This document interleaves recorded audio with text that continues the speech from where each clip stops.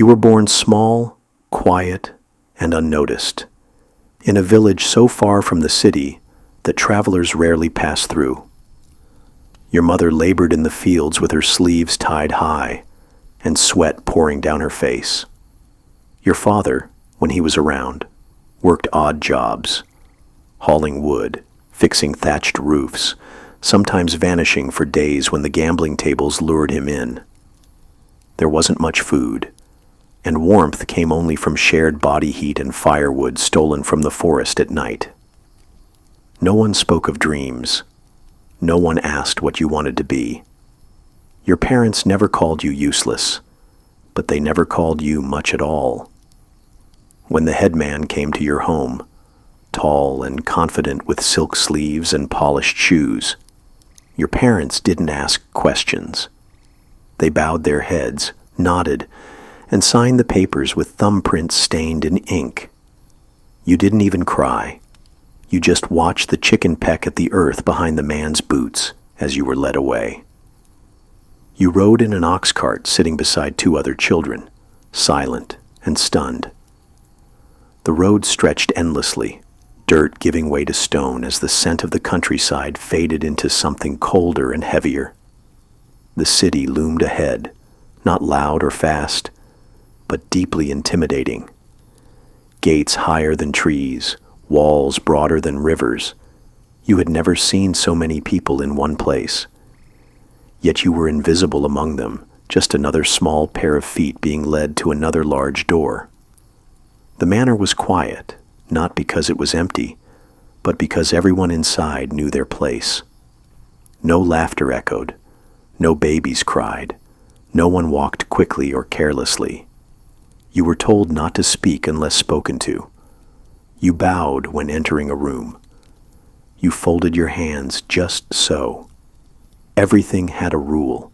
Every movement had a correct angle, and every mistake had a consequence. They shaved your hair into a neat line behind your ears and scrubbed your skin until you bled. You were given gray linen clothes and wooden sandals. A woman with a soft face but sharp eyes looked you over like you were a piece of furniture. "She'll do," she said, and you were shown your sleeping mat, rough straw in a dark corner near the stove. That was your first night. You slept poorly, not because it was cold, though it was, and not because of the hunger, though that too gnawed at you. It was the silence that pressed hardest. The kind of silence that came from a place where your name didn't matter, where no one would ask where you came from, or whether you missed your mother. In the morning, the bell rang. It wasn't loud, just a single chime. But you were already awake, unsure if you had even slept at all. Someone nudged you up. The room was filled with movement, older girls folding mats, lighting lanterns, rinsing basins, straightening collars. You mimicked them, afraid to be noticed, more afraid to be forgotten. The house came alive slowly. You didn't understand its rhythm yet, but there was one. Doors opened in a pattern, steps tapped along hallways in quiet precision. Tea boiled exactly once before being poured. Even the sunlight seemed to obey a timetable. You were told to wash the courtyard floor. You did it on your knees, with a cloth that smelled of old soap and new shame. You didn't ask why. You didn't look up. You just wiped. Over and over again until the tiles no longer glistened with dew, but shone with your effort. An older girl showed you how to carry a tray without spilling it. "Balance from the center," she said, placing a bowl and a teacup on it. "Bend your knees, never your back. Look forward, always forward." You practiced while she watched, and when you dropped the cup, she didn't scold you, just took the tray and walked away. The broken porcelain was your problem now.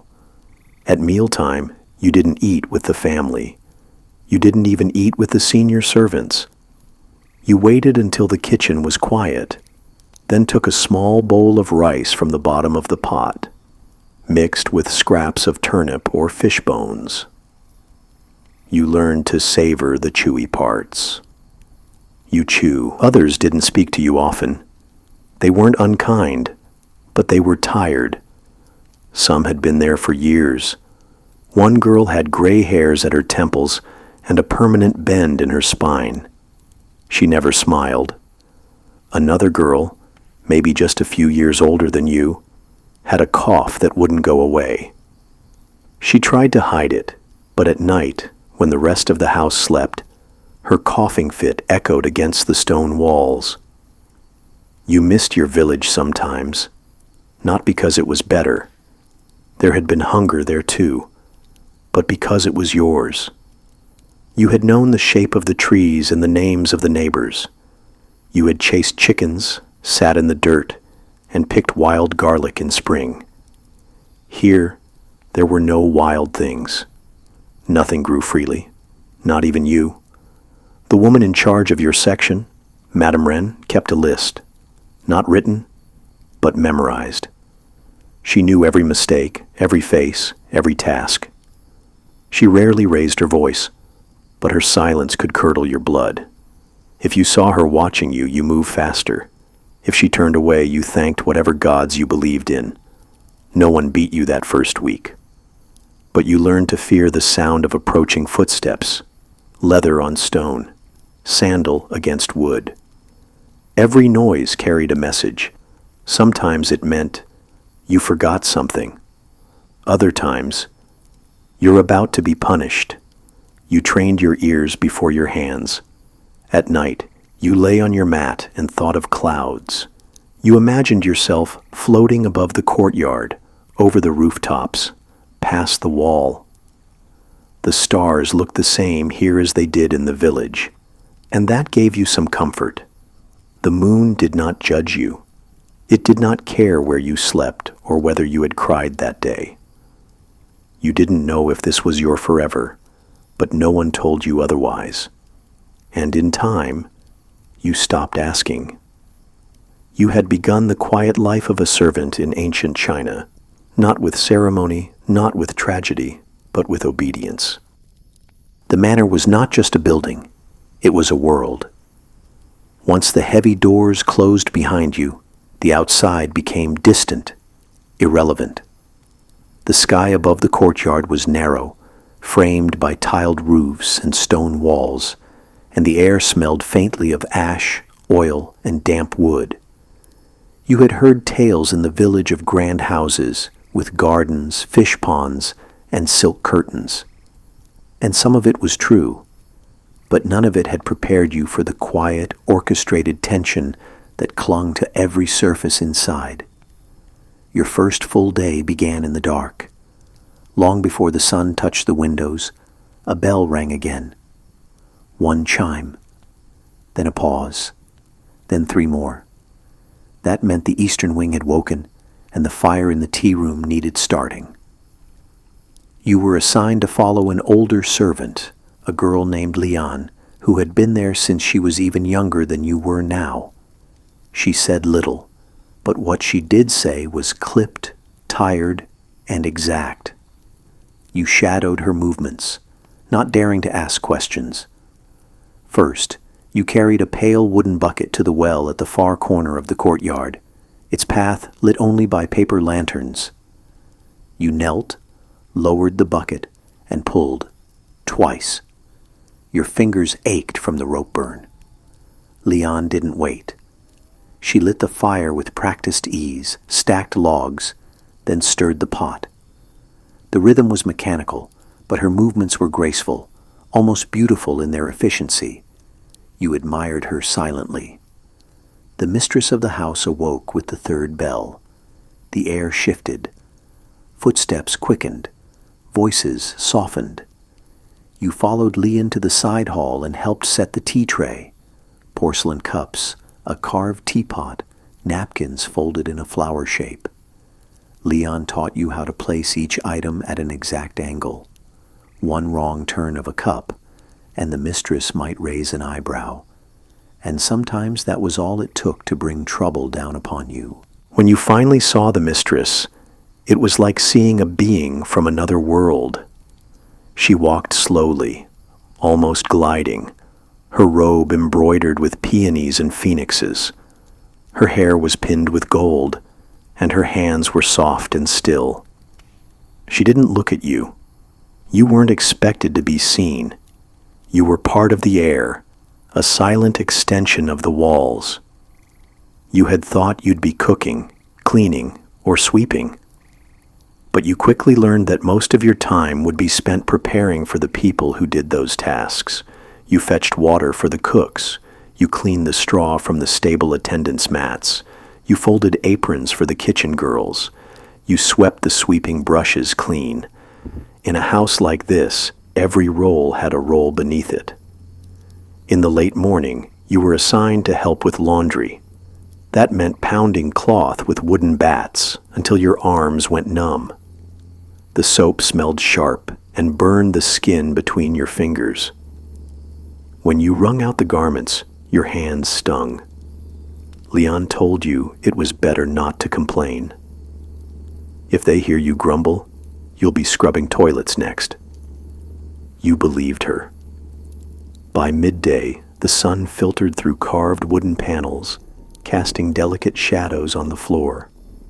Meals were served, but not to you.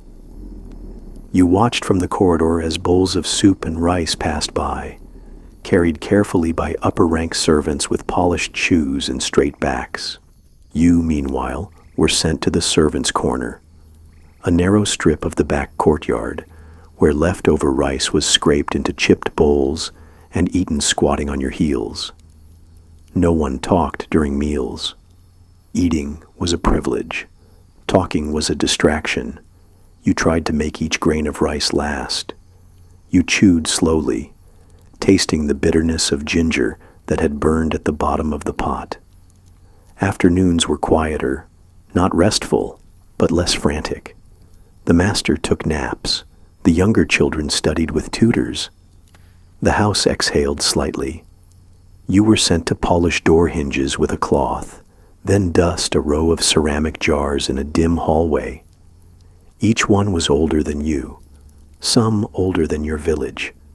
You weren't told what they contained: wine, herbs, dried fungi, maybe secrets. Once you passed a silk-screen divider and heard two women whispering. You paused, just briefly. They were talking about someone named Lady Shin, something about a scandal, a lost bracelet, a hidden letter. You didn't understand, and you didn't want to. You had already learned. Hearing too much was dangerous. That evening, you were tasked with refilling the oil lamps. The glass was delicate, slippery. One shattered in your hand. The silence afterward felt heavier than any scolding. You waited for a blow, a shout, something.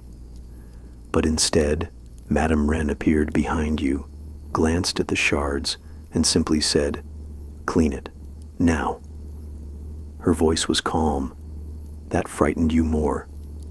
You picked up each shard with bare fingers, careful not to bleed. You swept the rest into a bowl.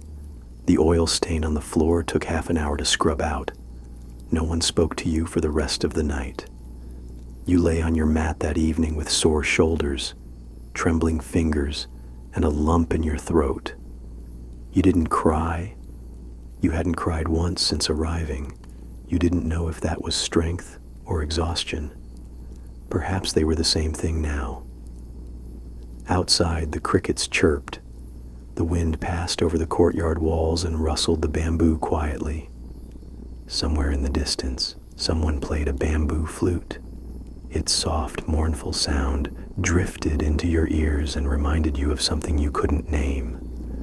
A feeling from before this life, maybe before memory itself. You closed your eyes and imagined the flute playing for you alone. You had survived your second day. You started learning the faces and footsteps of the house, not because anyone told you to, but because it was safer that way. The master's sandals scraped the ground lightly. He walked with slow, careful steps, rarely speaking but always watching. The mistress's mother had a sharper stride, her cane tapping once before each footstep, announcing her presence like thunder before rain. The steward walked briskly, his voice always ahead of him. When you heard it, you moved, no matter what you were doing. You were told early on, servants who anticipate are praised, servants who react are tolerated, servants who ask questions are punished. There was a map of power in the manor, but it was invisible. The master's words were law, but it was the steward who issued orders. The cook, though confined to her smoke-filled domain, could make or break your day with a single complaint. The head maid, Madame Wren, knew everyone's business before they did. The children, though small, held a surprising amount of influence. One tantrum could send a servant packing. You were at the bottom. Not the only one, but certainly among the least noticed. Yet that invisibility brought its own form of protection. You moved silently between spaces. You heard things. You saw things. And though no one told you to keep secrets, you quickly learned that forgetting was safer than remembering. Your tasks grew in complexity. You weren't just fetching water or sweeping anymore. You were trusted to light lanterns without supervision, to clean the mistress's mirror without leaving a single streak, to run errands to the herbalist's stall without dropping a coin. These were small signs of trust, though no one ever praised you directly. In the world of servants, doing your job well meant nothing happened. That was the reward, nothing. You watched how the others carried themselves. Leon moved like a shadow, never speaking unless she had to, her eyes always on the ground. One day you tried speaking to her, just a whisper in the hallway. Were you scared your first week? She didn't answer right away. Then, quietly, she said, "I still am." That was the only personal thing she ever said to you. In time, you learned the routines by heart. The master rose with the third bell and took warm tea with dried ginger. The mistress ate rice porridge with sweet bean paste. The old grandmother needed hot water for her feet every night. The younger son liked his robes folded 3 times, not 4. You didn't need to be told these things. You simply noticed. And in noticing, you survived. The seasons changed slowly in the manor, and yet time moved oddly fast. One day, you realized it had been weeks since you had spoken your own name. It wasn't needed. You were the girl.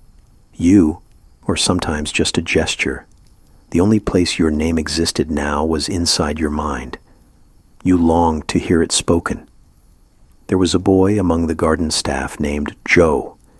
He was older, with strong hands and eyes like wet stone. He didn't speak much either, but once, when passing you a basket of plums, he said, "You're quick with your hands." You blinked. "What?" He smiled faintly. "I've seen you fold towels, always the same size." It was the first compliment you'd received since arriving. You held it in your chest like a candle, warming you through the next cold morning. He never spoke to you again. Each day bled into the next. Morning bells, ash-streaked water, whispered instructions. You rarely saw the city outside the walls, but sometimes, when the gates opened briefly to receive deliveries, you caught a glimpse of it. Bright colors, smells of street food, laughter, movement. It didn't feel real. It felt like something remembered from a dream. Inside the manor, nothing changed quickly. Even the plants in the courtyard seemed to grow by permission. You watched a turtle slowly make its way from the garden pond to the shade of a rock. It took a full hour. You admired the patience. You were assigned to polish the wooden screens in the main hall. It was tedious, but you didn't mind. It gave you time to think. You thought about your village, though the images were fading. Your mother's face was growing softer in your mind, her voice harder to recall. You wondered if she ever thought about you. One day a guest came to visit, a scholar, well-dressed, with ink-stained sleeves and a long beard. The household buzzed with preparation. You were assigned to clean the guest room, polish the scroll rack, and prepare the calligraphy table. You marveled at the brushes, fine bamboo, each bristle perfectly arranged. As you left the room, the scholar looked up and said, "Child, what's your name?" You froze. The room held its breath. Madame Wren appeared instantly, bowing. "Forgive her, master. She is not permitted to speak." The scholar raised an eyebrow, but said nothing. You lowered your head and fled. That night you whispered your name to yourself, just once, just to make sure it was still there. Your duties became instinct. You no longer had to be told where to be or when. You knew the sound of the tea kettle when it was about to boil. You knew which tiles creaked. You knew which pages of the master's books were marked with dog ears. And you never touched them. Sometimes you saw newer servants join the manor. Scared, wide-eyed, clumsy, you helped them in small ways, positioned their tray just right, nodded when they were unsure. You never said much, but you remembered what it felt like to be lost. You were still invisible. But you had learned how to see everything. You had long since stopped counting the days, but your body remembered their shape, waking in darkness, knees meeting stone, fingers dipped in cold water, the brushing of ash from your tunic, the quiet acceptance of another day of service. It was not punishment. It was simply life now. And in life, you had found routine. Routine, you realized, was protection. Each task you knew by heart was one less moment you might be scolded for. You began to take comfort in the repetition, folding robes into neat squares, rinsing rice in 3 rounds, sweeping the courtyard from east to west, not west to east. You followed the rhythm, and in doing so, began to disappear more skillfully. You were placed under the supervision of a middle-aged woman named Sue, one of the inner household stewards. She did not smile. She did not yell. She simply assigned you more. Tasks became subtler, less about cleaning and more about presence. You were told to stand outside the mistress's chamber and listen, not to the words, but to the silence between them. Was she breathing steadily? Was she pacing? Was her tone clipped when she called for water? "Watch her like a mirror," Sue said, "and don't let her see the reflection." You nodded. You didn't understand completely, but you would learn. That was how things worked here. You learned not through explanation, but repetition and observation. You began carrying tea trays to the mistress's room. You had learned to balance them perfectly now, one hand under the tray, one at your side, feet silent as a cat's. You waited while she sipped, never speaking. Sometimes her eyes flicked to you. Rarely. But when they did, you bowed your head slightly. That was enough. Your training expanded. You were taught how to fold letters into sealed pouches, how to light incense at different times of day, how to recognize the ingredients of medicinal teas. You never asked questions. Asking suggested you thought you deserved to know. Meals became another space of silent performance. The mistress ate slowly, with delicate bites, pausing often. You noticed she only ate lotus root when the weather turned hot, and only drank ginseng broth after seeing the old physician. You filed these patterns away, not because you were told to, but because they could matter. They always did. You noticed how the younger son would fidget with his sleeves when he was nervous, or how the steward would clear his throat before delivering bad news. You began to see patterns in people the way others saw constellations in the sky. It was not knowledge exactly, it was survival. In the evenings, you were sent to air out the guest room near the inner garden. This was your favorite task.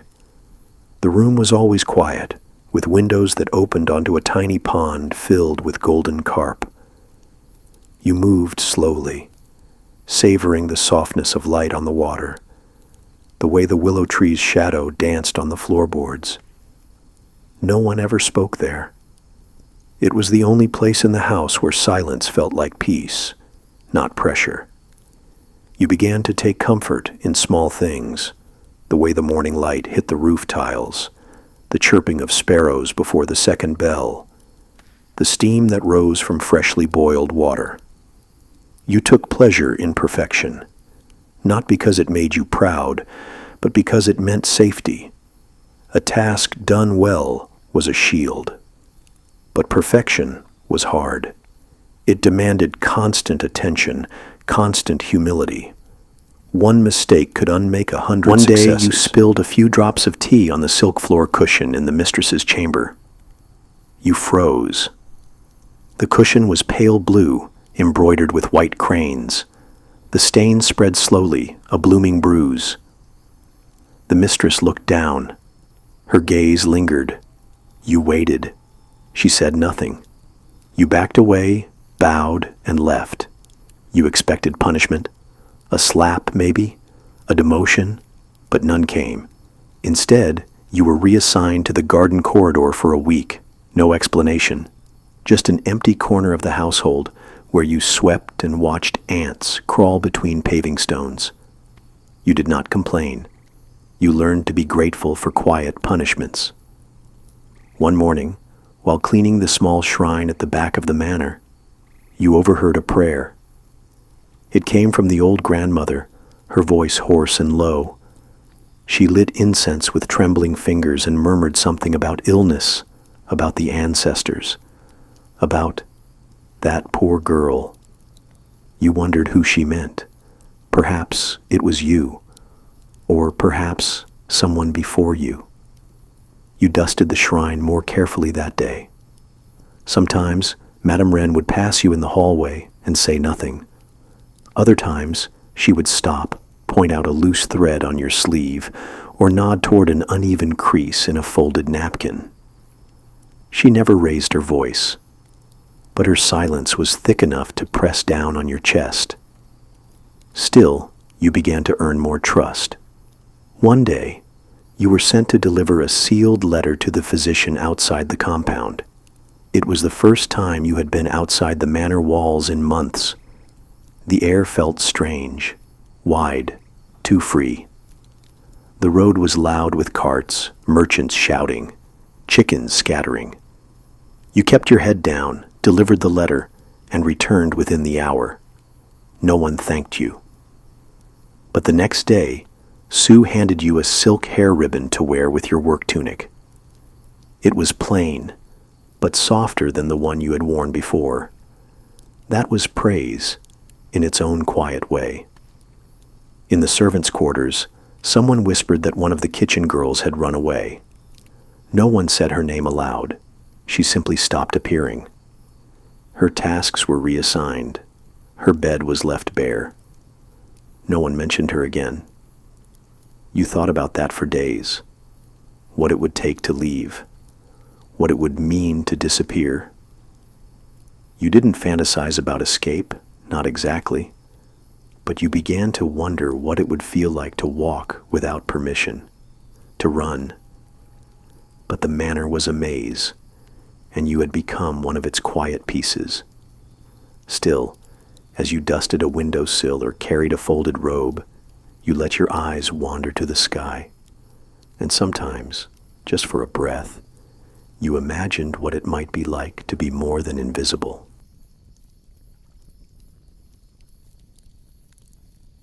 The rainy season arrived with little warning. One morning, the cobblestones glistened with a fresh sheen of water, and you awoke to the soft, endless tapping of droplets on the roof tiles. Rain changed the rhythm of everything. Your morning routine now began with wiping down every wooden surface touched by moisture. Doors swelled in their frames. Windows stuck. Floors grew slippery. It meant more work, longer hours, but fewer footsteps in the halls. The household moved slower when it rained. Rain meant the masters stayed inside. So did their guests. And when the higher rooms were full of whispers, plotting, letters, and tea, the servants were expected to vanish into the backdrop, present only as function, never as person. You moved like steam, silent, unnoticed, necessary. Some days you were posted near the outer hall where officials and men of learning visited. Their voices were louder, but still layered with politeness. You learned to hear what was not said, the pauses, the guarded tones, the names not mentioned. You couldn't understand everything. They spoke in high-register tones you were not taught, but their intentions clung to the air. Madame Wren had a way of entering these spaces with her presence before her feet crossed the threshold. You felt it in the way other servants straightened. You learned that she did not like repetition, or lingering glances, or the sound of the folding screen being opened too quickly. You adjusted. The mistress rarely laughed, but one day, as you served tea during a reading of poems, she smiled slightly at a line about plum blossoms blooming through snow. You made a mental note.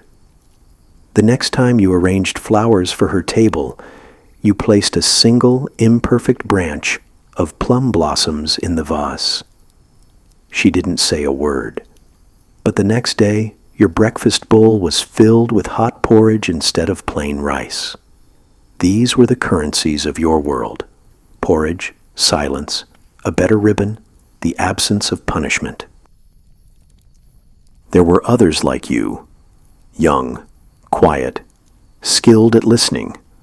You didn't talk much to one another. Friendships were discouraged. But now and then, eyes would meet in the corridor, and in that silent glance, you shared something sacred, an understanding, a knowledge that you were all shadows dancing in the same hallways. One of them, a girl named May, once handed you a needle when yours broke.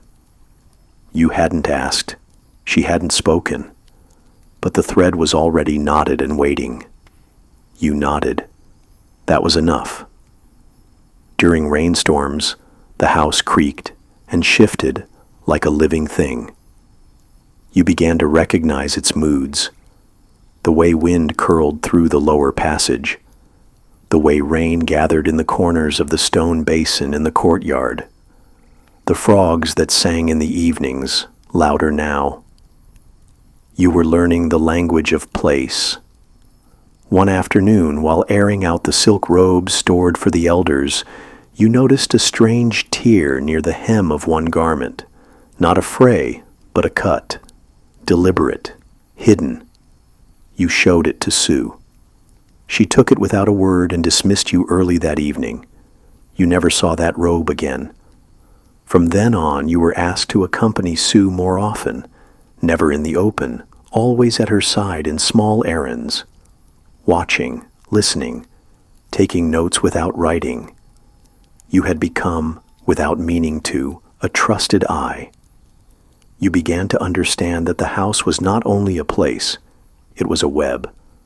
Threads ran between people, expectations, secrets.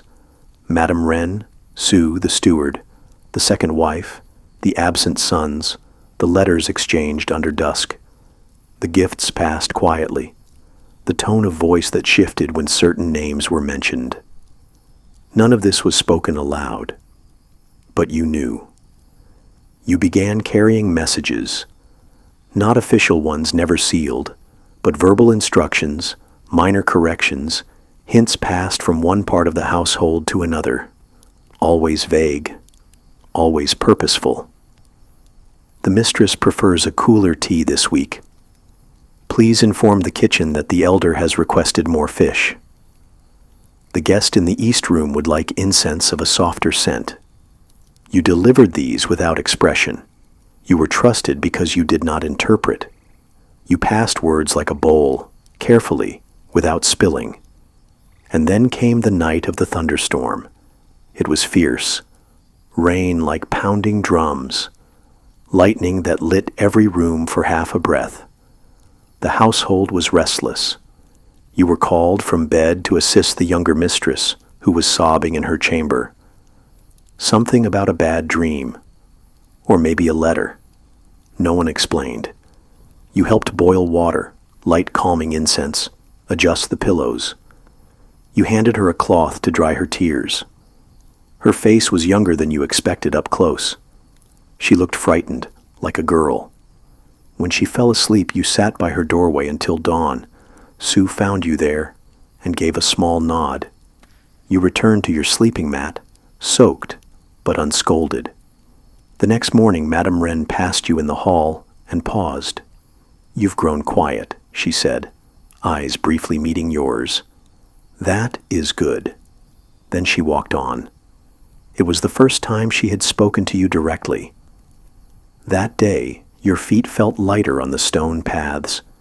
Your hands folded linens with a kind of grace. You caught your reflection in the lacquered cabinet near the tea room and didn't flinch. You still didn't smile. But something had changed.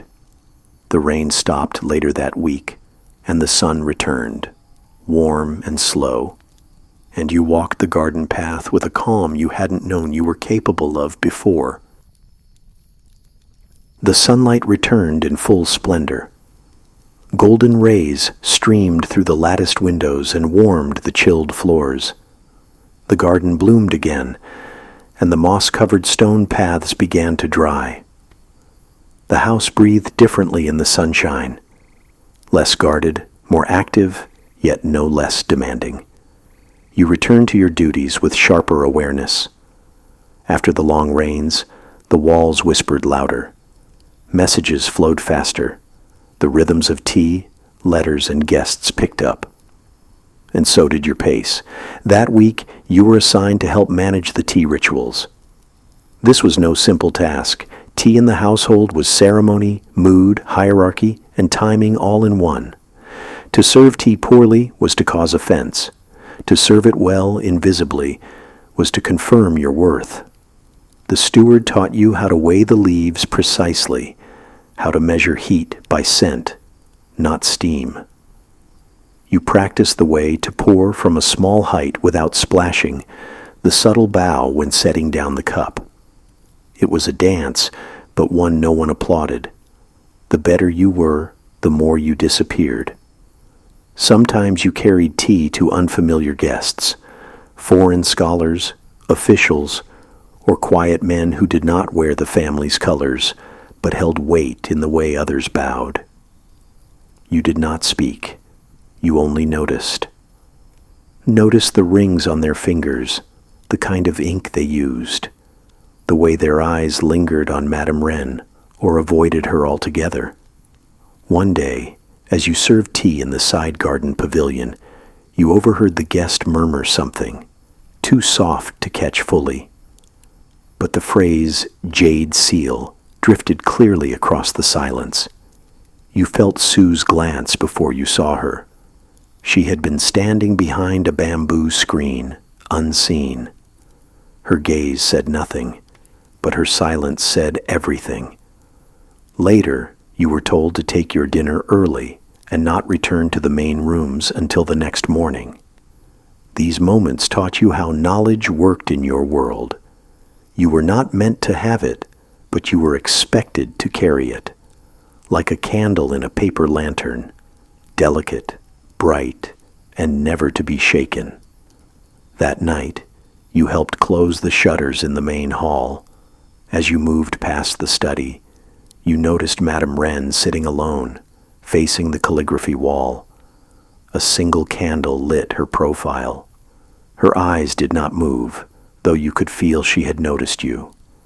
Then softly she spoke, not to you, but aloud, as if to the stillness. Even the silence listens. You paused in your step, bowed deeply, and left. Your heart thudded in your chest like a drumbeat you couldn't quiet. From then on, your duties rotated more often. You washed fine silks one day, polished inkstones the next. You trimmed candle wicks, pressed dried herbs, and recorded guest names in the quiet scribe hall. You learned to recognize names you were not allowed to speak aloud. You were being tested. In these silent tasks, you came to know the inner machinery of the house, the flow of gifts, the rhythm of visiting days, the way the paper for letters changed depending on who they were meant for, the way certain perfumes lingered only when letters from the capital arrived. The household was a story written in 1,000 details, and you were learning to read it. May, your fellow servant, once handed you a folded note during morning cleaning. It contained only a single character: stillness. You looked at her, confused. She only nodded. That evening, there was a quarrel in the West Hall, a broken bowl, raised voices. Someone was dismissed. You never found out who May was really serving. But from then on, you understood that within these walls, messages wore many masks. Some were poems, some were glances, some were omissions. A new girl arrived shortly after, barely 13, wide-eyed, clumsy. She spilled soup on her second day. The mistress didn't notice, but the steward did. You watched him raise his voice, watched the girl tremble. You remembered your own first days. Later that evening, you offered her your extra cloth to wipe her tears. She didn't thank you. She was too ashamed. You didn't need thanks, only understanding. Every servant learned in time. This house was both cage and cathedral. You could lose yourself in its patterns, or rise by learning its silent scriptures. Most did not rise. You never aimed to. You simply learned to move like water, fitting every space, touching everything, damaging nothing. You started to sleep less, not because of fear, though fear never fully left you, but because the night whispered different truths than the day. In the hours after the lamps dimmed and the halls fell silent, you sometimes sat awake, listening, watching the moonlight stretch across the stone floors, wondering what your life would be like if you had been born not to service, but to silk. Once, during the full moon festival, the mistress allowed the servants to burn paper lanterns. You crafted yours carefully, folding the thin rice paper into a shape like a lotus. You wrote a single wish on the side before releasing it to the wind. Let the quiet keep me safe. You never told anyone, but when your lantern floated the longest, even the steward smiled. It was a small thing, but in this world, small things held great weight. And that perhaps was the truest lesson of all. Each season in the household brought a new rhythm, and with the arrival of autumn, the air shifted again. The mornings grew cooler. The leaves along the garden paths began to curl and fall in quiet spirals, and the household braced itself for the slow preparations of winter. You began your days by lighting the incense brazier before sunrise, the scent of sandalwood curling into the air like memory. The house was darker now in the mornings, the corridors colder beneath your bare feet. Fires were lit earlier, and everyone moved with a touch more urgency, knowing that the long stillness of winter was coming. Autumn was when accounts were settled, debts reviewed, cloth inventories taken. Harvest records were received from the countryside estates, and Master Wren would spend long hours with his steward in the east study, his voice low and careful. You were assigned to help May with the scroll room. It was a rare honor and a subtle test. The scroll room was sacred in its own way, lined with bamboo shelves, filled with handwritten ledgers, letters tied with red thread, ink blocks, old records sealed with wax, and folded maps edged in gold. Here lay the memory of the house, no louder than a whisper, no brighter than a flickering flame, yet deeply powerful. You spent hours carefully unfolding ancient papers, brushing away the dust with a fine rabbit hair brush, smoothing creases and copying faded characters. You learned the dates of marriages, the names of ancestral gifts, and the season when a long-dead uncle had sent a jade pendant from the north. One day, as you turned over a brittle scroll, a note fluttered out. Not official, not recorded, just a slip of thin paper, folded twice, stained with age. You paused, heart steady, and unfolded it. There were only 4 words, written in hurried brushstrokes. Don't trust the steward. You said nothing. You never told May. You burned the note the next morning, feeding it to the brazier before sunrise, watching the edges curl into ash. You knew better than to keep secrets that weren't yours. Still, you began watching more closely. You noticed how the steward always waited until after the master left before speaking freely, how his tone shifted with each servant, how he avoided the gardener, how he whispered with the guards. That autumn, you learned that power in the house wasn't only in the halls or the ledgers, it was in the glances, the timing, the choices no one spoke of. You began to carry yourself differently, not with arrogance, but with deliberate softness. You spoke less, moved more quietly. You practiced folding cloth in perfect symmetry, sweeping in even lines, and walking without creaking a floorboard. One evening, the mistress summoned you directly. She rarely did. You knelt quietly outside her chamber, head bowed. She called you in and gestured for you to sit, not stand. Her voice was quiet but sharp. You've been in the scroll room. What did you read? You hesitated. Household inventories, honored mistress, marriage contracts, gifts from autumn festivals, the harvest scroll from Year of the Ox. She looked at you, long, steady, then she nodded. You read like a stone drinks rain, she said, without ripple. You bowed again, unsure whether it was praise or warning. That night, Sue found you in the servants' quarters and handed you a small parcel, wrapped in rough silk, sealed with wax. Don't open it, she said. Keep it hidden, until told. You stared at the wax. It was stamped with the character for cloud. The days grew colder.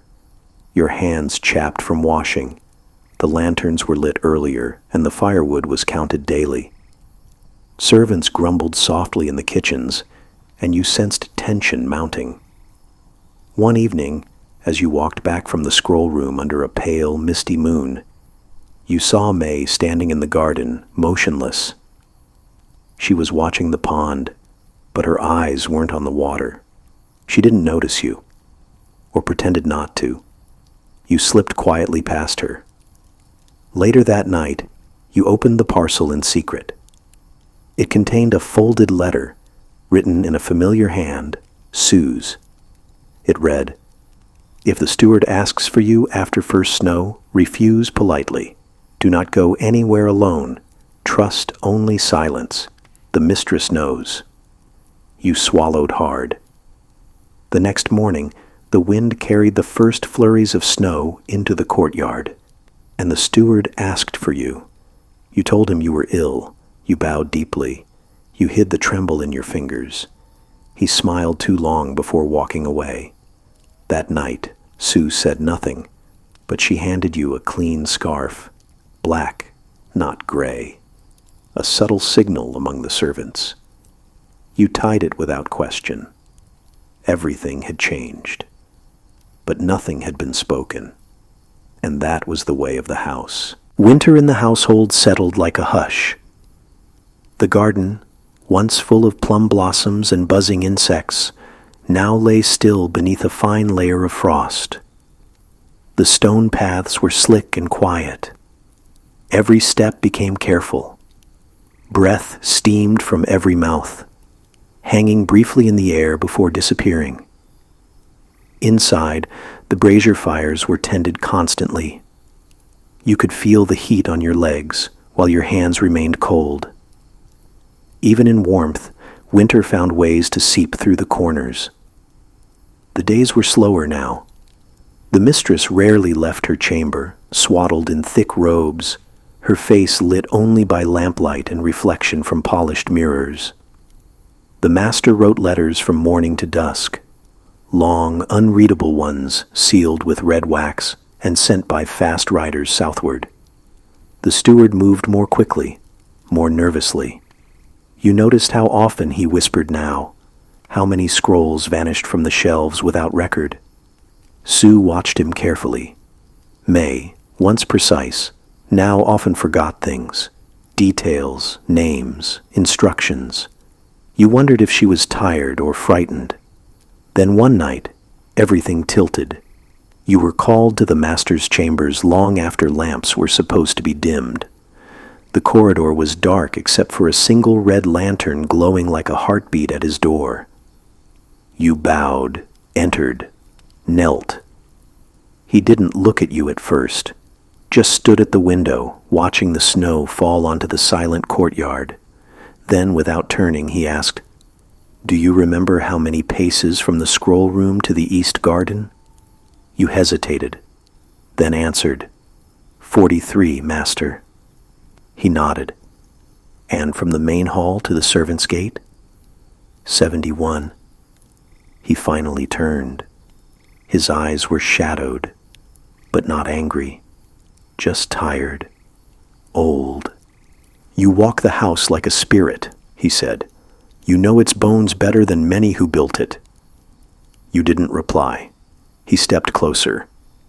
"If something happens to me," he said, "do not follow orders from the steward, or from May. Only Sue. Only the black scarf servants. Do you understand?" Your throat felt dry, but you bowed again. "Yes, master." He nodded and handed you a small box, sealed with 2 red threads crossed over wax. "Do not open it unless the south door is unbarred in the morning without rain. You'll know." You returned to your quarters that night, clutching the box so tightly your hands ached. The next morning, there was no rain, and the south door, always barred until spring, stood wide open. The household was quiet. Too quiet. You found Sue in the kitchen. She looked at you, then at the box in your hands. "It's begun," she said. You opened it. Inside were 3 things: a folded letter with the master's seal, a small jade token carved like a crane, and a cloth map of the household grounds with markings in ink. Escape routes, storage cellars, hidden passages. "Give the letter to the mistress," Sue said, "and burn the map when you're done. No questions." The letter turned out to be more than instructions.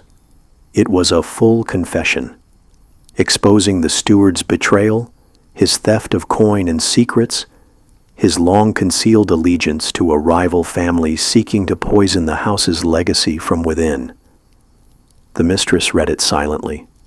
Then she closed her eyes, and when she opened them again, her face was colder than the wind outside. "Gather the inner circle," she whispered, "the black scarves. Tonight we act." And so, in the heart of winter, the house turned upon itself. Servants loyal to the steward vanished before the evening meal. Those who resisted were locked away or quietly escorted out. May cried when they came for her, not because she didn't know, but because she had hoped it wouldn't come to this. Her loyalty had been misplaced, but not her fear. You stood outside the mistress's chamber, guarding the door with 2 others from the laundry room, both black-scarfed, both silent. You were no longer just a servant. You were part of something ancient and unseen. Later, you learned that the steward had fled before sunrise. taking only what he could carry. The household returned to silence, but it was a deeper, heavier kind, the kind that follows betrayal. The map was burned that night in the brazier where you had once lit incense before dawn.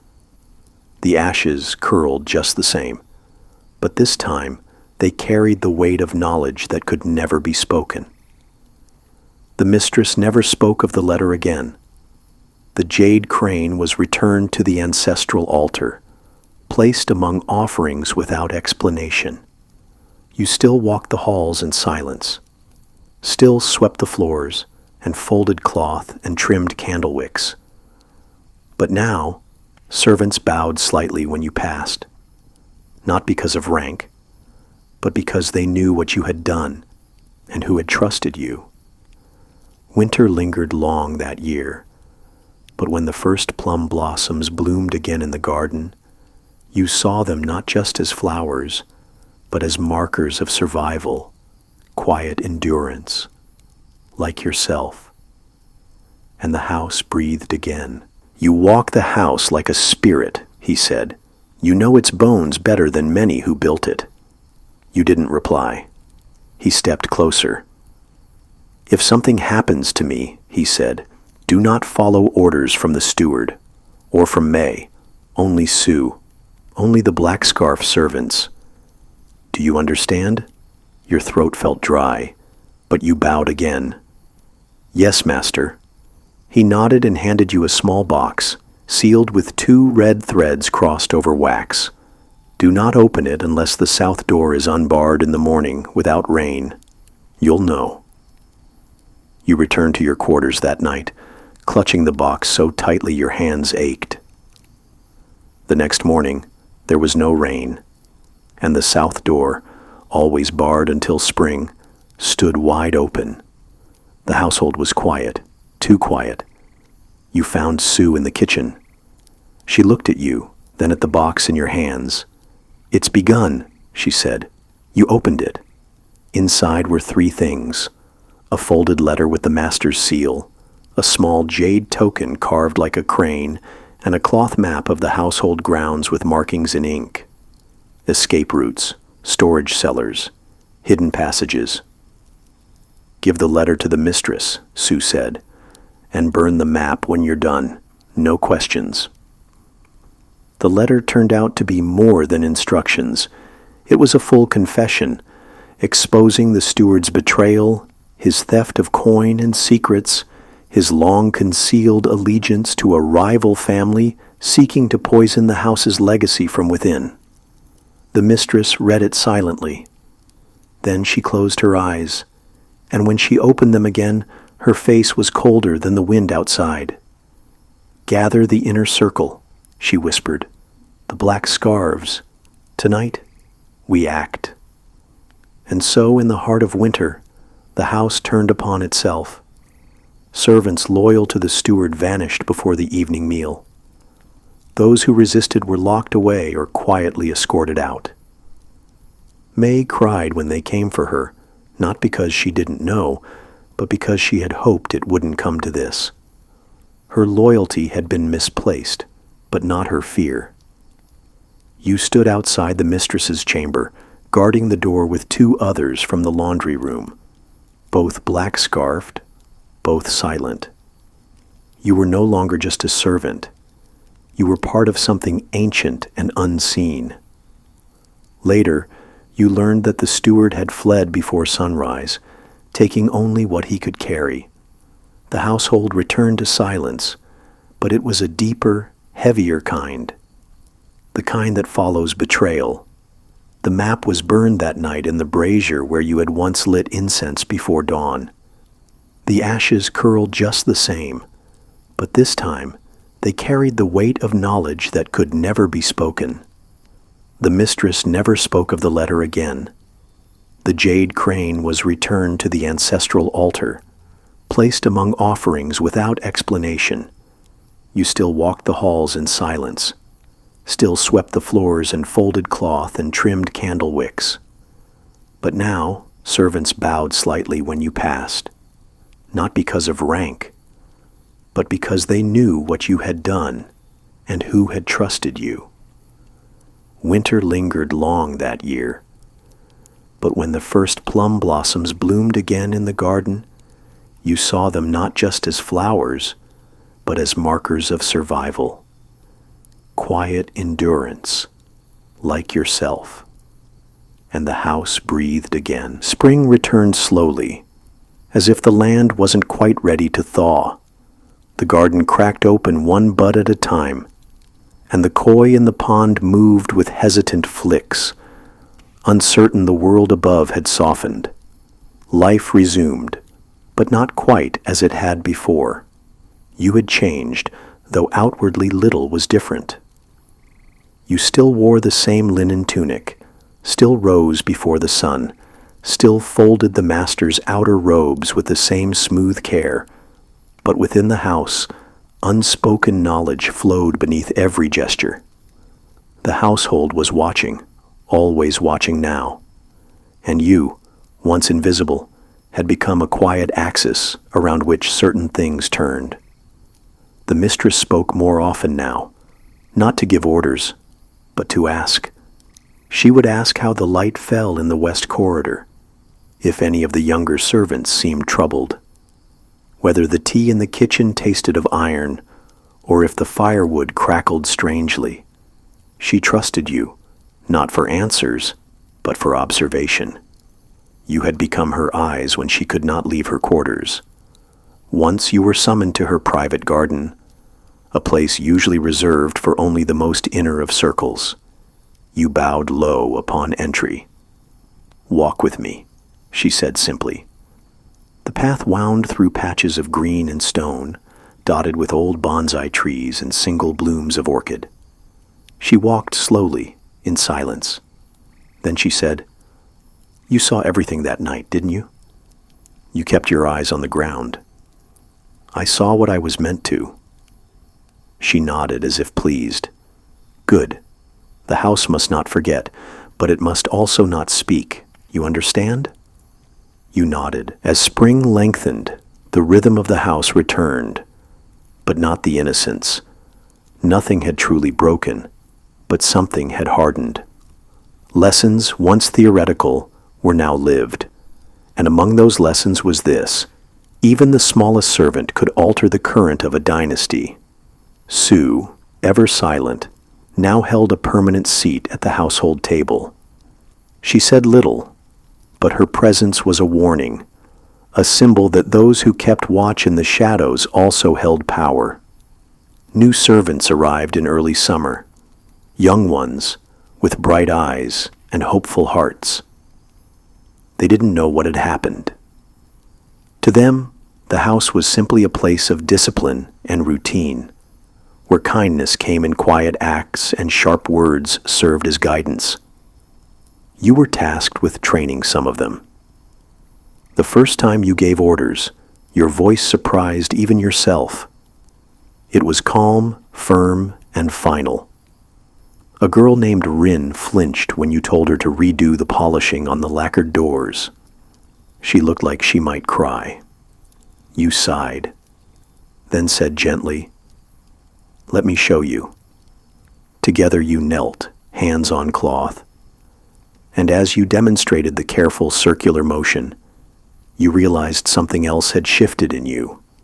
Not just authority, but responsibility. Later that evening, Sue came to you with a tray of fresh-cut fruit.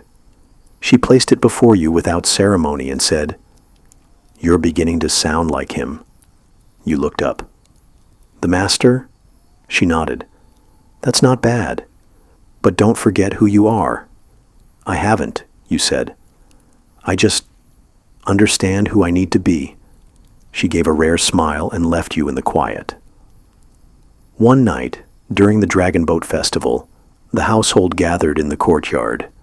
Lanterns hung like stars between the beams. Sweet rice dumplings were passed hand to hand. Laughter returned, real this time, not a mask, but something deeper.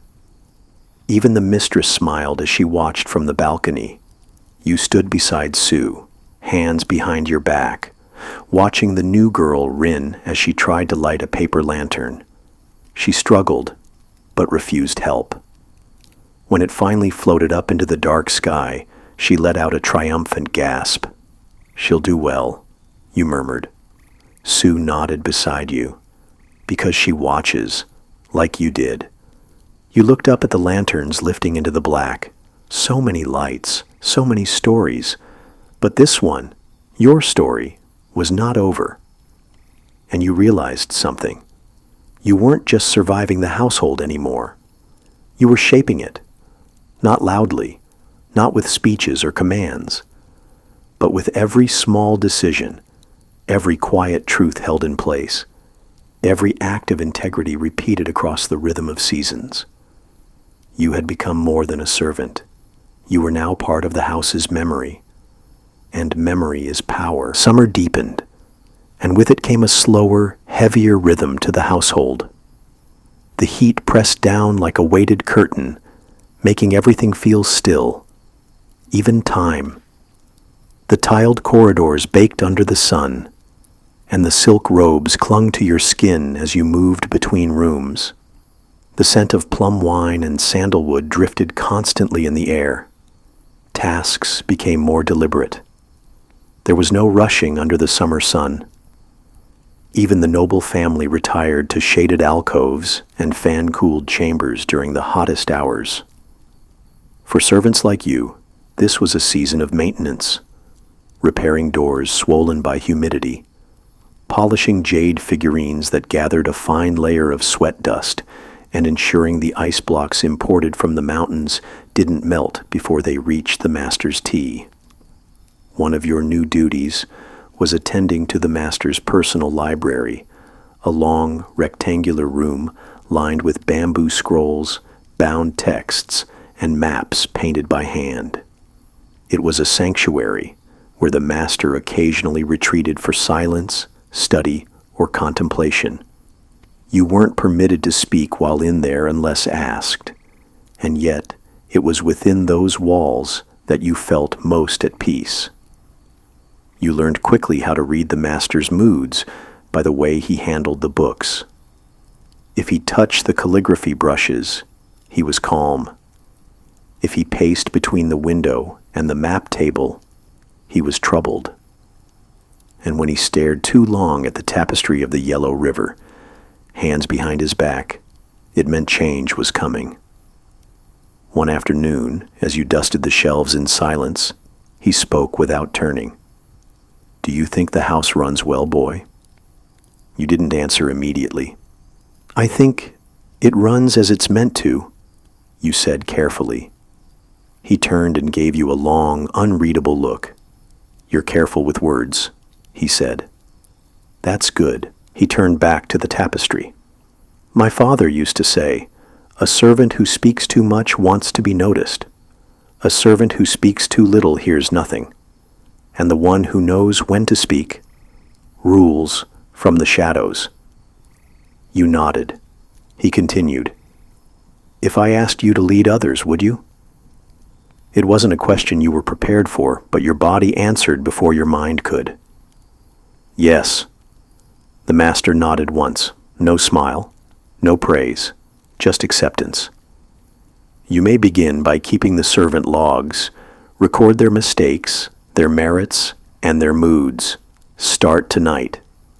That night, as you dipped brush in ink and carefully scribed each name, you realized what had shifted. Not just your position, but your value. The household now trusted your eyes more than the lanterns that lit its halls. It wasn't power in the way nobles held it. There were no titles attached to your name, no robes of crimson or jade. But your words now shaped the movements of others. A single remark in the log about a careless servant could lead to reassignment or punishment. You began to weigh your judgments carefully. Some nights, you sat with Sue beneath the servant courtyard's lone pine tree and discussed these things. She had seen the arc of your growth more clearly than you had. She offered warnings, not from envy, but from experience. "Too much silence, and they'll fear you," she said once. "Too much softness, and they'll eat you alive. You nodded, listening, always listening. Then one day, something happened.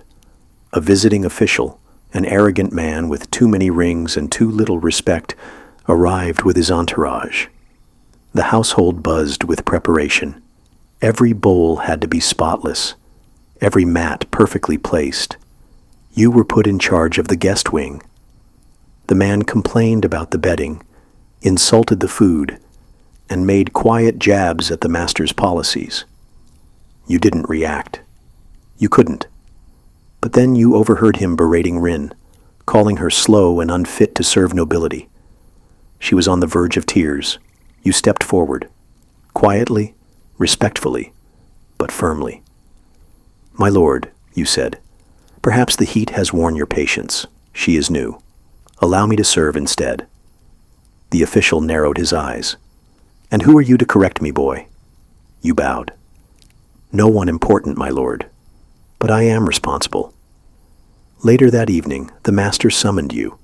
He had, of course, heard what happened. You knelt before him, heart steady.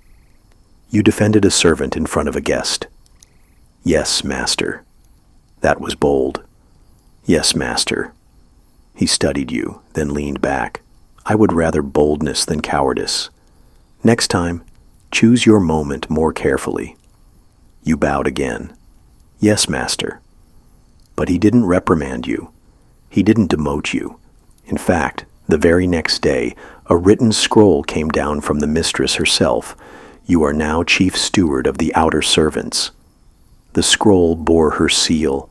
The household rippled with the news. Some whispered it was too soon. Others said you had earned it. Sue just smiled and said, "Now the real work begins." And it did. You began to walk differently, not with arrogance, but with certainty. The outer servants lined up straighter when you passed. The younger ones looked to you before speaking. Even the guards at the gate offered nods they hadn't before. At night, you still slept in the servant quarters, still ate millet and pickled vegetables. But now, your mind burned with the knowledge that you were no longer just a part of the house. You were shaping it, from the inside, quietly, faithfully, like the silent roots of the pine tree that had shaded so many of your evenings. Autumn arrived without warning, as it often did in this part of the empire. The sharp edge of the wind sliced through the heat that had weighed on you all summer. Golden leaves scattered across the courtyard like coins flung by the gods, and the sounds of the household shifted, from fans and cicadas to crackling braziers and rustling robes. You had now been chief steward of the outer servants for several weeks, long enough to feel both the weight of responsibility and the quiet suspicion that comes with sudden elevation. Some of the older servants eyed you with skepticism. Others, especially the younger ones, obeyed eagerly, seeking your favor. You found yourself constantly balancing two identities, the servant you had been and the leader you had become. Dawn began earlier for you now. You rose before the roosters crow and walked the grounds alone, inspecting for forgotten tools, rotting fruit in the garden, or bamboo buckets not emptied from the previous day. Every detail mattered. Every crack in the wall or whisper in the air could reflect back on your competence.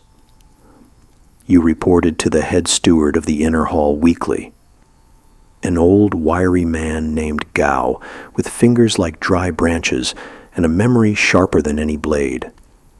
Gao rarely smiled. He rarely spoke at all unless it was to correct or to test. "The kitchen went through too much oil last week," he said flatly during one of your reports. You paused. "The visiting monks requested sesame cakes. They require extra oil, sir." He nodded once, then waved his hand. Dismissed. That single nod, you learned, was Gao's version of approval. And over time, he gave it more than once. One morning, A courier arrived bearing a scroll from the provincial governor's house. A distant cousin of the family was coming to stay for a fortnight. An ambitious young man, you knew the type, eager to impress, likely to meddle. Preparations began immediately. Silk curtains were aired and brushed. Every dish was to be checked for cracks. Even the koi pond was skimmed daily for floating leaves. You were assigned not just to supervise, but to design the welcome banquet. The banquet was a delicate affair, not simply about food, but about appearances, symbolism, and harmony. Every dish had to reflect the house's refinement. You spent hours consulting the old cookbooks, coordinating with the kitchen mistress, even selecting which lotus flowers to float in the courtyard fountain. When the cousin finally arrived, he came not with humility, but with swagger. His robe was crimson, his fan embroidered with golden dragons. He looked around the estate with thinly veiled judgment. For the first few days he said little to you. Then one evening he summoned you to the guest garden. "I've been watching," he said, reclining on a lacquered bench. You bowed low. "I hope the arrangements meet your expectations." "They do," he said, then added, "which surprises me." You didn't respond. He leaned forward. "You're just a servant, but you act as if the house listens to you." You met his eyes briefly, a dangerous thing, and then looked away. "I serve the house, my lord.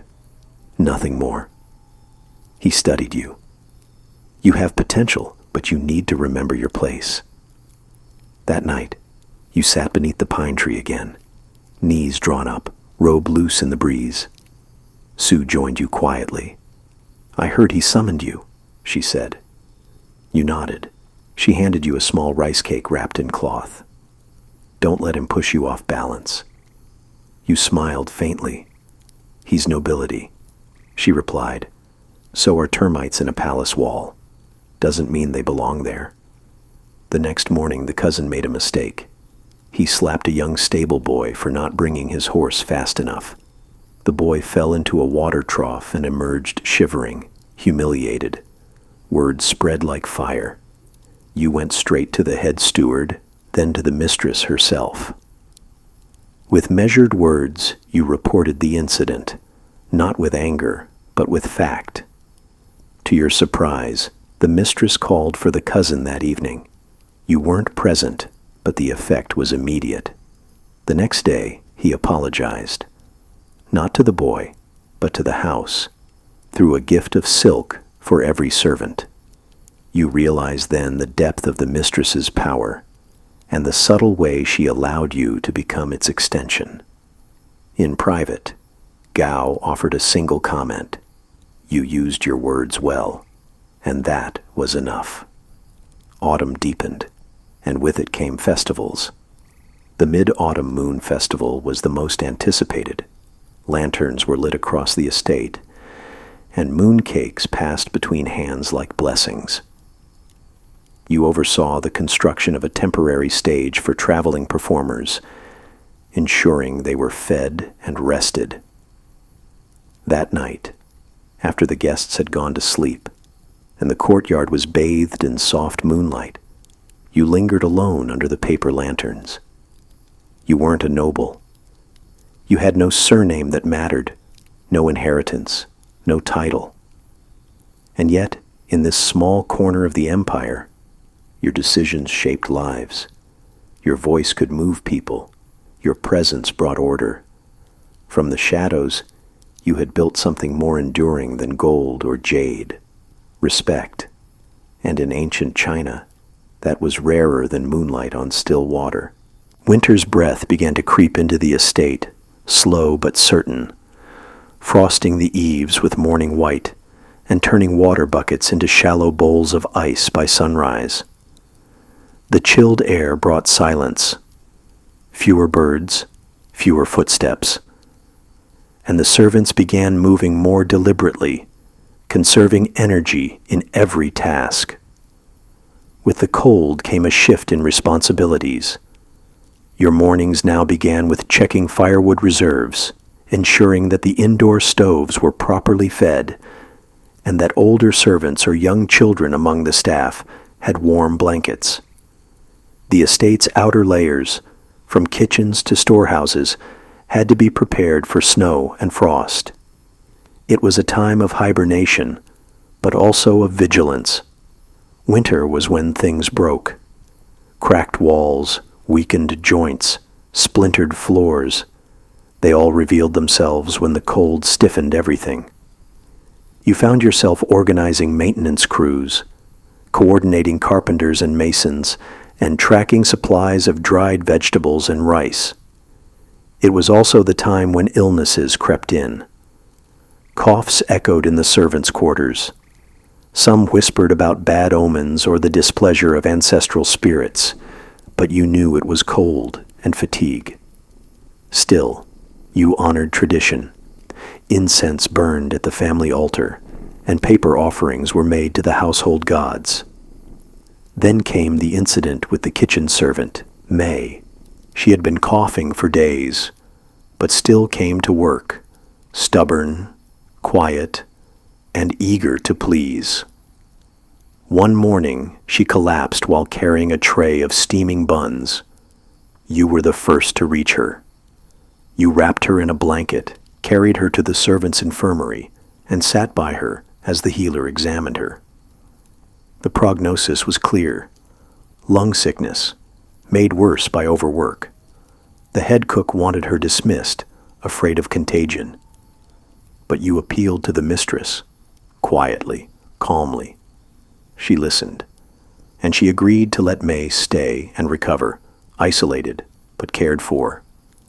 May never forgot. Neither did the kitchen staff. That winter, loyalty to you deepened. It wasn't because of commands or punishments.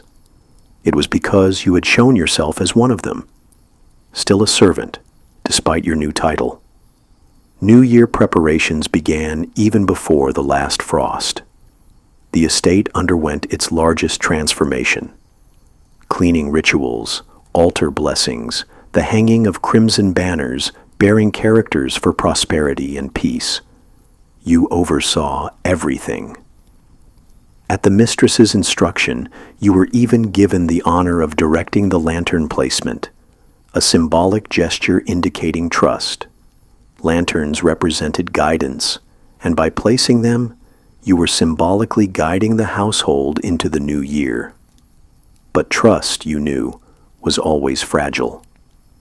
During one inspection of the storehouse, you discovered something unsettling. A stockpile of winter goods was lighter than recorded. At first, you suspected miscalculation, but soon, a clearer picture emerged. Someone had been skimming supplies and selling them outside the estate. You took this information to Gao. He didn't look surprised. "It happens," he said, "but rarely without consequences." He let you handle it.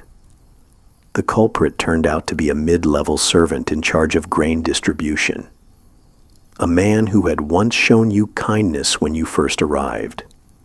You confronted him quietly, away from others. Gave him a choice: confess and accept quiet dismissal, or face formal punishment that could disgrace his entire family. He chose the former. That night you sat alone in the woodshed, the lantern light flickering across the stored logs. The wind moaned outside, dragging branches across the roof like ancient fingers. You didn't feel proud. You felt cold. But you knew the estate needed order more than sentiment. On the first morning of the new year, fireworks cracked in the sky, and every servant wore fresh robes of blue or red.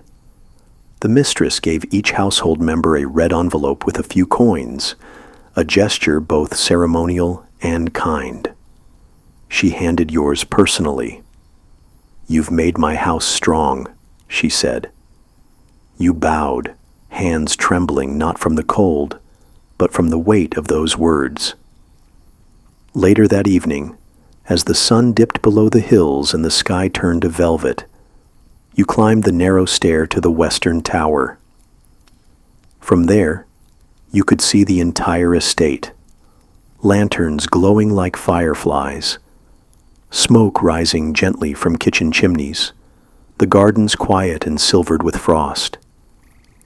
You thought of the journey so far, from a nameless village to a forgotten stable, from a clumsy hand with a broom to the one who now managed dozens. And yet, you were still you. Still the one who rose before the sun. Still the one who ate last. Still the one who carried stories in silence. A servant, yes, but not small. Winter was harsh, but you had endured. And spring would come again. The thaw came slowly, dripping from the tiled roofs and darkening the stone paths one patch at a time. Morning frost gave way to dew, and the first signs of spring peeked through the estate gardens. Plum blossoms here, early green shoots there. The estate stirred gently, like a body waking from a long sleep. With the turn of the season, your duties shifted again. Now was the time for restoration, not just of buildings, but of spirit. The mistress, mindful of ancestral observances, began preparations for the spring tomb-sweeping festival. It was one of the most sacred events in the household calendar. Every servant had a role, and as the senior steward, yours was to orchestrate the harmony. You drafted the schedules, assigned offerings, arranged travel for the family, and ensured that no corner of tradition was overlooked. But even as rituals filled your days, you began to sense something changing in yourself. A weariness, not of the body, but of the soul.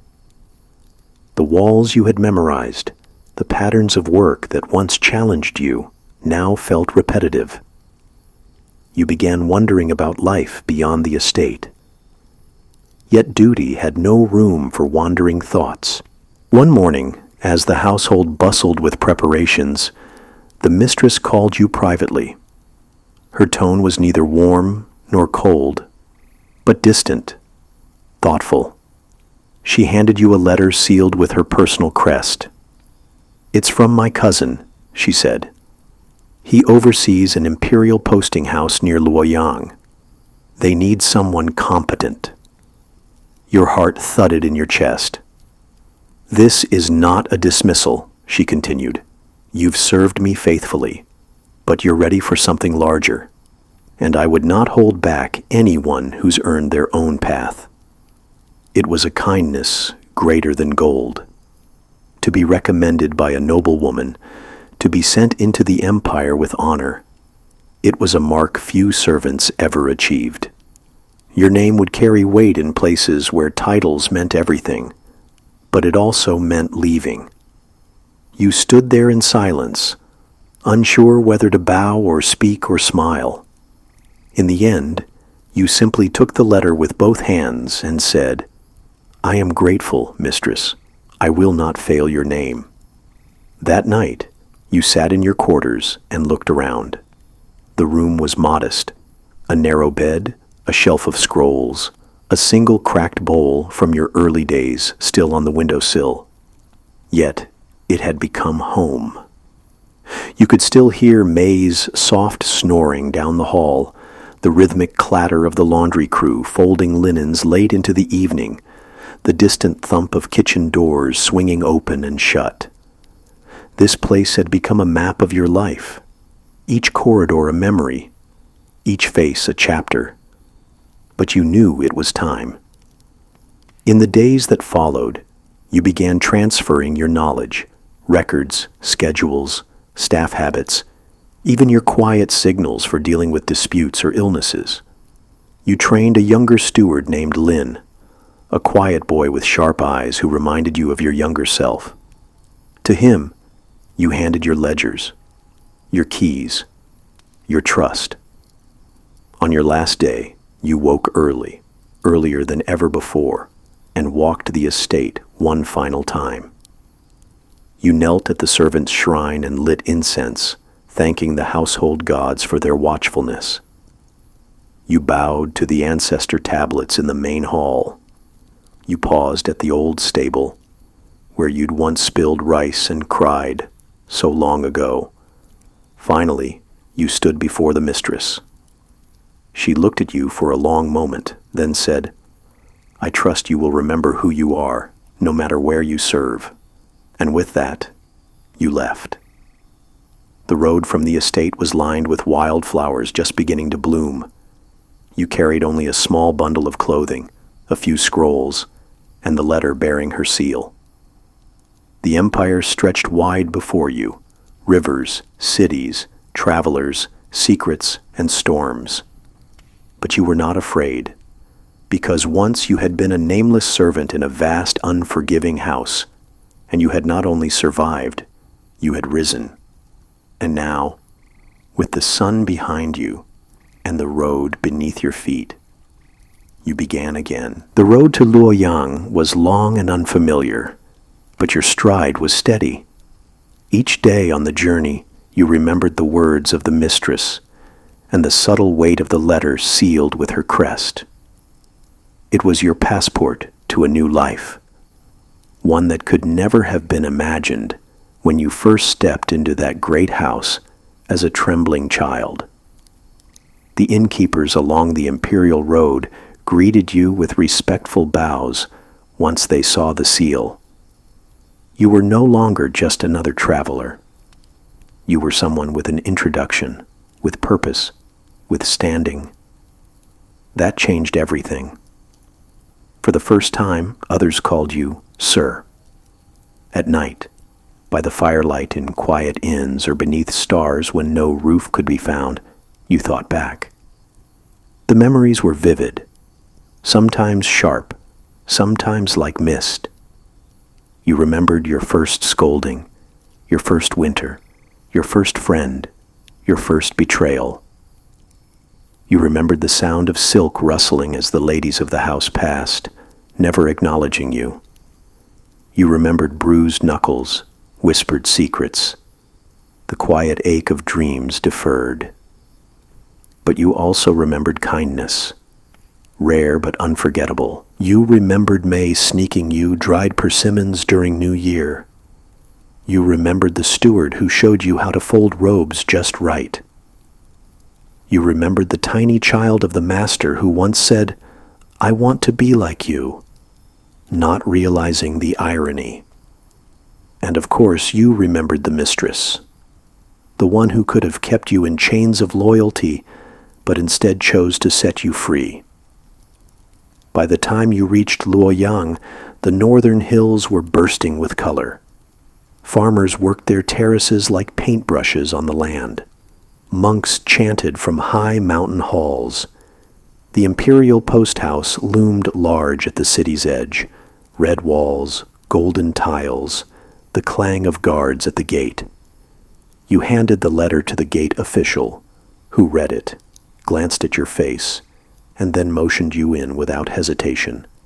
Inside, the posting house buzzed with energy. Riders arriving, scrolls dispatched, noble guests requiring everything from bathwater to musicians. But it wasn't chaotic. It was symphonic. And it needed someone like you. You were shown your new quarters, private, tidy, even with a lacquered writing desk. For the first time, you had a room not shared with others. You touched the smooth wood, marveled at the heavy curtain, breathed in the scent of jasmine from the nearby courtyard. Later, the overseer summoned you. He was a short man with sharp eyes and an impatient voice. "The mistress spoke highly of you," he said, "but I don't care about praise. I care about work. Can you keep this place running?" You looked him in the eye, something you rarely did in your former life, and said, "Yes, I already know how to serve. Now I will show you how well." And just like that, your second life began. It was not easier. It was, in many ways, harder. You now had to think strategically, anticipate problems, manage workers, balance logistics. But it was different. Your hands no longer scrubbed or carried. They directed. And at night, when the work was done, you would sometimes go out to the back garden where a cherry tree grew. Beneath it, you would sit with a cup of tea and write in your ledger, not records of inventory or staff, but memories.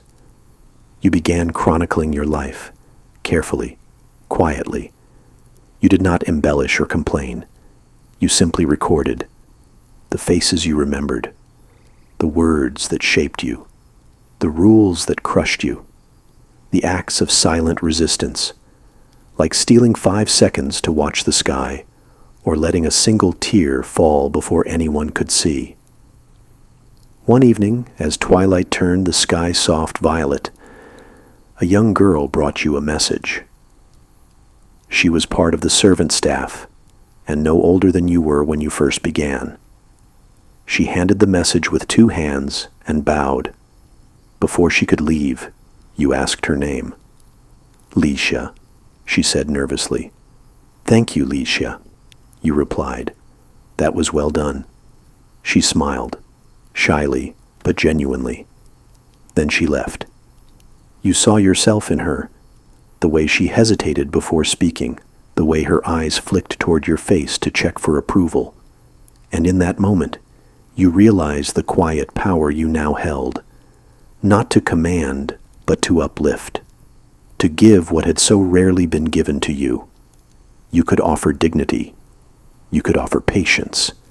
You could make the burden a little lighter for those who would never know rest. That night, under the cherry tree, you wrote, "I was once forgotten, a shadow in silk halls. But now I remember others, and that is how I stay awake." Years passed. Seasons cycled like clockwork. Plum blossoms in spring, buzzing cicadas in summer, golden rice harvests in autumn, and the bitter chill of northern winters. You were no longer the newcomer at the imperial post house. Now you were the trusted overseer, the one others came to for guidance, clarity, and sometimes comfort. Licia, the girl who once nervously handed you a message, grew into a sharp, capable woman. She learned fast, faster than you once did, because she had someone willing to teach her patiently. She reminded you of yourself, only with more light behind her eyes. And in time, she began to oversee the newer workers, just as you had once stepped into that role. The rhythm of life settled around you like soft silk, not flashy, not loud, but steady, fulfilling, and strangely beautiful. Then one day, a rider arrived in the middle of a snowstorm. He was cloaked in gray, with frost in his eyebrows and a scroll tucked close to his chest. You were called to meet him, and he handed you the letter with shaking fingers. It was sealed in red lacquer, with the unmistakable insignia of your former household. You recognized it immediately. Back in your room, by the low flickering lamp, you opened it.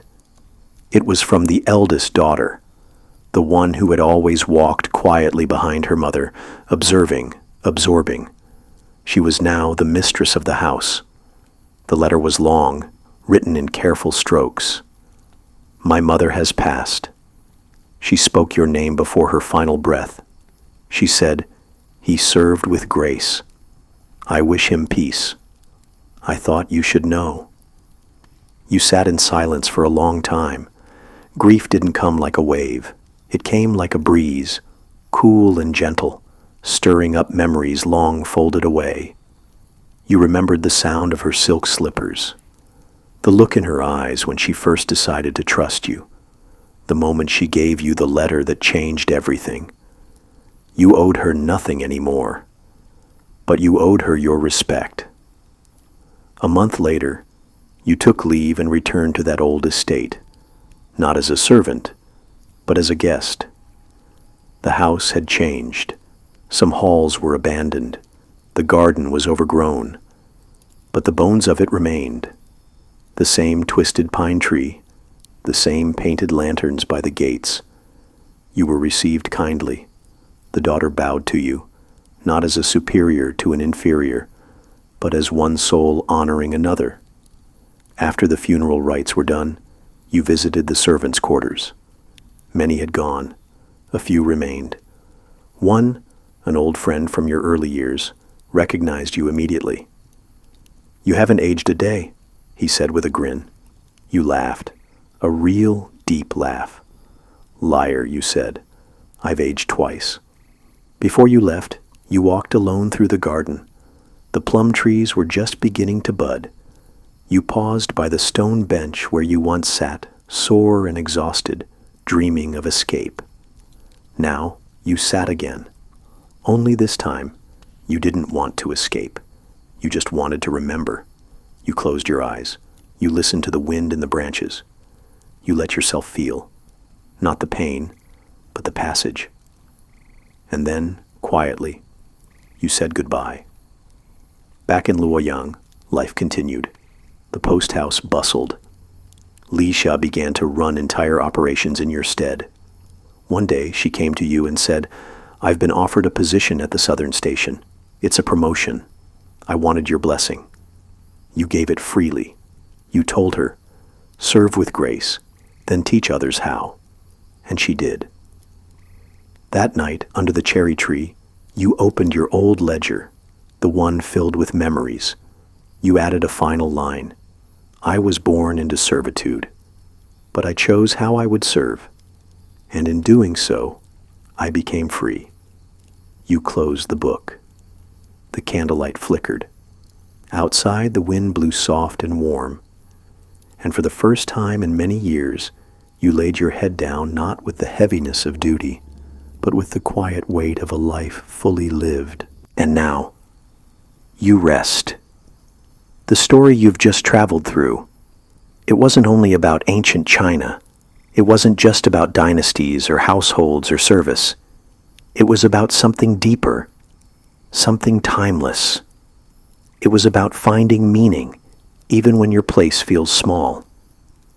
It was about how quiet dignity can be louder than power, and how one person, even if unseen by the world, can still carry the heartbeat of history. As your body softens into the mattress and your breath slows, let the rhythm of that servant's journey soothe your mind.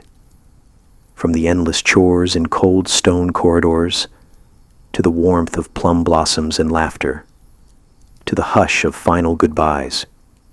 Each moment carried weight, but never hurried.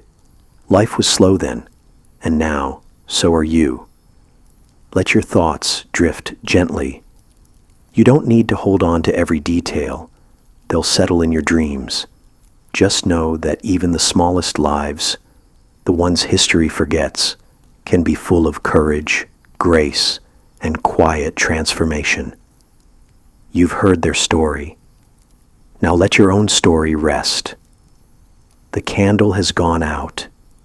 The house is quiet. You are safe. You are still. You are home.